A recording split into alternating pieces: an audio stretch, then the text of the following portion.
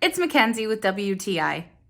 I love these boho magnetic bookmarks. They come in such a wonderful big pack that if you're keeping them all for yourself, you're never going to be without, because even if you did lose them, they still got your back. But what I did was I used them for favors for a literary baby shower.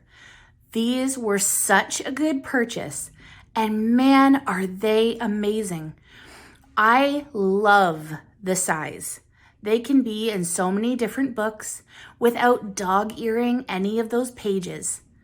I think that this sleek design is so cute.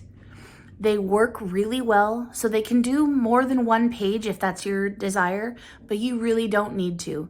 They magnetize on the side of either of the page, and honestly, what a nice, trendy looking way to keep your place when you're reading your next favorite novel.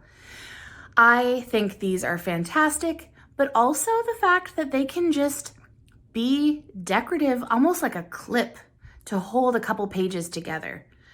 I love using them.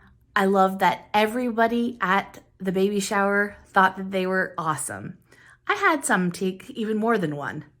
I love them so much. I know you will too, and that's my point of view.